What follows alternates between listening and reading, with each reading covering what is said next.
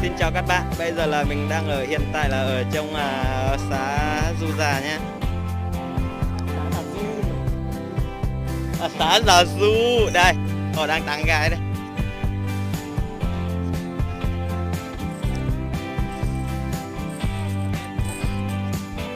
Đây, bây giờ họ đang tán gái đây, gái đẹp đây này.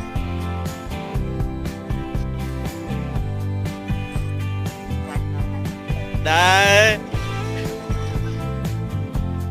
Rồi, gái đẹp kìa kìa.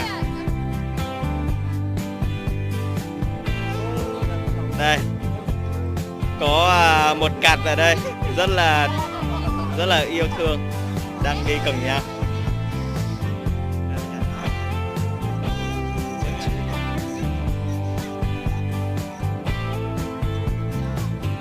Các bạn xem nha. Các bạn xem vào thì hãy giúp mình like và share. Đây, gái quá đẹp rồi.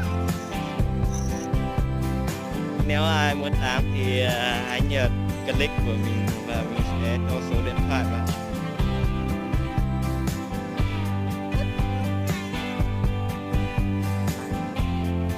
Like với hát thôi. Ở đây núi đẹp đấy. Các bạn xem đi.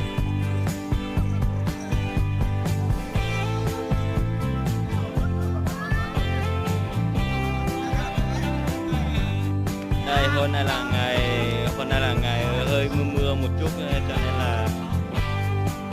nên là họ không về nhiều.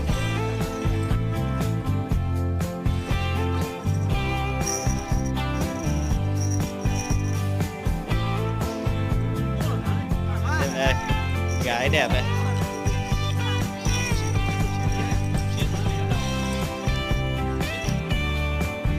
Nhìn đây đây. Có phải phát trực tiếp đâu.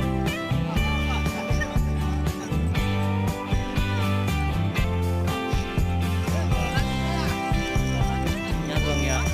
Sao nó mó thì miền phải là chỉnh tốn cao nữa. Từ xa xa là tốt thật. Ta thả là cũng mất số mai tàu mà.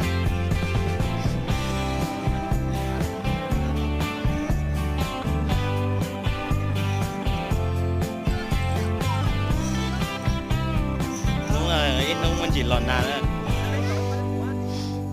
Nông này ở mua in thú chừng mua chỉ lòn nà đã chỉ chừng mua in cả là chừng đã tỏ cho xạo ở xí lọt dễ.